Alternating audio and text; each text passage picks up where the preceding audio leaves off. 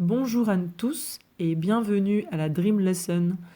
L'empathie s'invite à l'école, organisée dans le cadre du Learning Planet Festival, qui a lieu du 22 au 29 janvier 2022.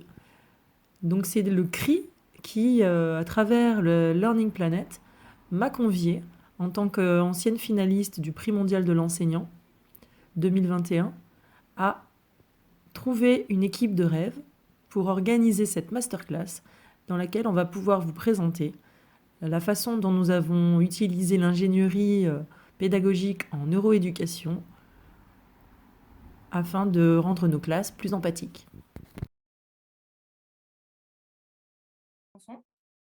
Christine Lebeau-Bourcache, qui sont toutes les deux de l'Académie de Dijon. Juliette Galmiche, qui sera absente aujourd'hui pour des raisons personnelles, mais qui nous a fait une petite surprise vidéo. Et donc, vous aurez quand même sa capsule pour pouvoir interagir à propos de ce qu'elle propose sur la formation des parents grâce à la métacognition, formation des parents aux émotions et forcément à l'empathie. Et enfin, Caroline Mathias-Guyadet, qui est professeur de mathématiques dans l'Académie de Lyon et qui nous fera part de son travail, notamment sur les recherches du yoga dans l'éducation. Donc, on a tout un point commun, c'est qu'on a tous été formés pratiquement au Lab-CIDE de Paris-Descartes et on a toutes une formation en neuroéducation. La neuroéducation, qu'est-ce que c'est? C'est en fait la conjugaison de trois disciplines qui sont la psychologie, les neurosciences et les sciences de l'éducation. Donc, trois disciplines assez vastes avec toutes les sous-catégories que cela entraîne.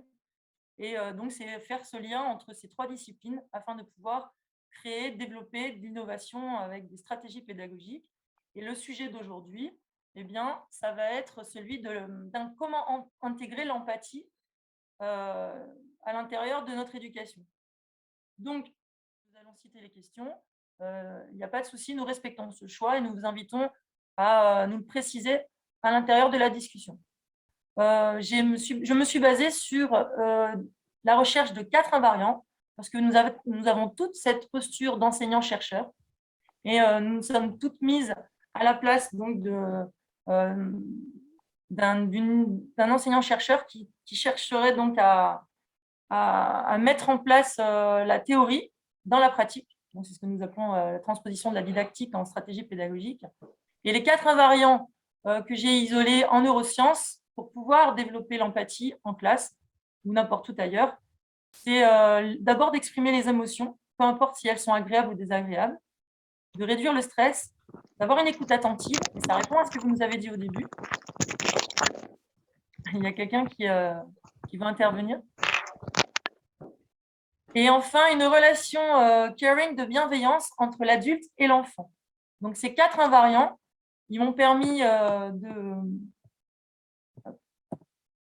de développer ce que j'ai appelé le DAD, le dispositif d'accueil des émotions. Et en fait, aujourd'hui, même si partout dans la France, vous êtes beaucoup à déjà utiliser beaucoup de ces techniques en lien avec l'apprentissage de l'émotion et de l'empathie, en fait, je me suis attelée à en créer un dispositif qui permettrait de transposer l'implantation de la métacognition et de la formation en fait, des pairs et des accompagnants pour pouvoir donner à chacun les outils nécessaires pour développer l'empathie dans ses classes. Donc, il y a 5 phases, et ces 5 phases reprennent ce que j'ai dit tout à l'heure dans les invariants en neurosciences. Donc, apprendre à ressentir, apprendre à nommer son émotion, et ensuite s'entraîner dans des situations communicationnelles afin de pouvoir tisser tous ensemble une coéducation positive, soit en formant des pairs, soit en formant les parents, soit en formant les adultes de la communauté éducative. À l'intérieur de ce tissage, on crée une sécurité affective qui va nous permettre à l'enfant de créer une relation de confiance vers laquelle il va pouvoir se tourner et pouvoir comprendre qu'il devient autonome, mais que s'il a besoin de nouveau de revenir vers nous, il en a le droit et il le peut. Comment on va mettre ces 4 invariants en neurosciences à l'intérieur de ce dispositif? Eh bien, ça peut se passer de différentes manières.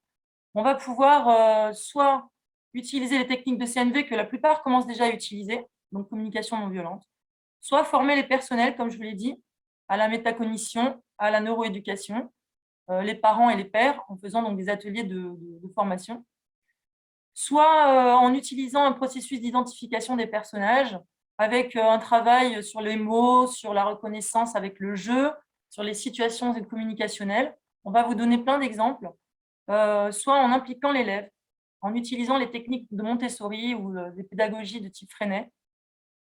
J'ai aussi également développé une méthode d'enquête du sens qui permet la transition en posture de chercheur pour les élèves et qui leur permet en fait de partir à la recherche du sens. Donc que ce soit le sens et l'analyse des œuvres de séries télé, de dessins animés, de peintures, de photos, en fait, ils se mettent dans cette position de réflexion en développant l'esprit critique. Et forcément, la chose physique qui va permettre d'accueillir les émotions de l'enfant, la plupart du temps, quand c'est possible, ça va être de développer une salle, donc un lieu accueillant. Les feux des émotions, c'est ce que j'ai développé avec mon équipe dans le collège où j'officie. Donc là, je suis à Nice, au collège Jules Romain, en zone REP+. Et en fait, c'est ce qui va vous permettre d'aider l'enfant à ressentir qu'il a une émotion. C'est-à-dire, vous savez, l'enfant qui va vous crier dessus en vous disant « Non, non, moi, je ne suis pas en colère ». Donc vraiment, ces petites cartes, alors jusqu'à la 6e pour le collège, parce qu'après, on va le changer, on va le moduler. Ça va être soit, vous savez, il y en a qui font des pyramides en papier, qui les mettent sur la table. Et on va garder ce code couleur des feux des émotions, donc de vert, orange et rouge. Et dès que l'enfant va sentir son corps bouger, changer, va sentir qu'il a des réactions physiologiques, qu'il sent monter en lui un changement d'humeur ou d'émotion, il va pouvoir l'indiquer à l'adulte qui accompagne le cours. Donc, vous avez compris, vert, il se sent bien. Orange, il y a quelque chose qui commence à le déranger, il ne sait pas trop ce qu'il a. Et rouge, vraiment là, il a une indication avec l'adulte, soit on ne doit pas le déranger, soit il a besoin d'aide. En réciprocité, l'adulte, il est invité à faire de même. Comme ça, on se met tous à niveau de confiance entre l'élève et nous. Et donc, l'adulte crée cette relation avec l'enfant en lui montrant que lui aussi, parfois, il peut arriver en classe et peut-être ne pas avoir tout de suite envie de parler et avoir envie d'utiliser des stratégies pour gérer ses émotions parce qu'il a peut-être eu un intercours difficile ou il est arrivé en retard. Voilà. Donc ça, c'est vraiment la première phase du dispositif d'accueil des émotions. Les deuxièmes phases, elles peuvent être accompagnées par ce carnet d'objectifs que vous pouvez trouver sur le site de l'association que j'ai créée, Be Enjoy, donc bienveillance, empathie, neurosciences pour un accompagnement positif, et qui va vous permettre d'utiliser des stratégies attentionnelles en lien avec toutes les étapes dont on a parlé dans le dispositif d'accueil des émotions. La salle cocooning, donc là on est dans ma salle, donc elle a été organisée de façon à ce que les enfants puissent avoir la liberté de se lever, de pouvoir s'exprimer, un coin lecture, mais également un coin détente. Et tout ça, en fait, vous allez voir les intervenantes qui vont ensuite prendre la parole, vont vous montrer la façon dont elles ont conçu leur espace. Donc ici, vous avez des exemples de ce que j'ai pu faire en classe de français avec le travail sur le processus d'identification des personnages.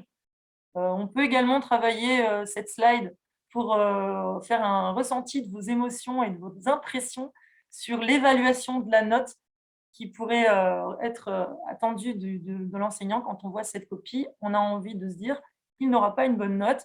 Voilà, on a des conceptions initiales qui nous font croire. Et en fait, tout le travail d'empathie et de bienveillance va se faire dans la relation avec l'élève, dans l'attente de ce qui a été demandé pour la copie. Mais ça, il y a Marie qui vous parlera de l'évaluation et je lui laisserai la parole.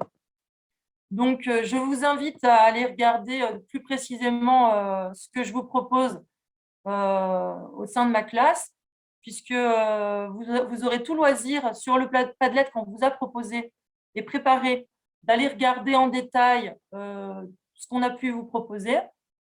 Là, par exemple, ils ont la situation de vrais journalistes en tant qu'autonomes. Ils se mettent à la place des journalistes et puis ils créent leur rubrique. Donc, ils vivent toutes les étapes dont je vous ai parlé au début. Vous aurez le loisir de les écouter. Ils ont fait des interviews. Ils se sont basés sur la méthode d'investigation dont je vous ai parlé. Situation d'énonciation, impression de lecture, on les guide et puis au fur et à mesure, ils deviennent autonomes dans la recherche du sens. Ils se mettent à la place des autres. Ils sont partis en ville, par exemple, vous pouvez les mettre dans situation et les accompagner. Là, c'est plutôt des troisièmes. On peut le faire aussi avec des lycéens. En pédagogie de projet, ça, il y a Christine qui vous en parlera davantage à la fin de l'intervention. Et enfin, comment activer un GPDS en déployant l'empathie. Donc là, vous avez toute la stratégie communication interne entre la vie scolaire et les enseignants pour pouvoir créer cette coéducation dont vous parlera Juliette. Je pense que j'ai fait le tour des présentations, des thèmes que vous allez aborder par la suite avec l'équipe qui nous a rejoints aujourd'hui.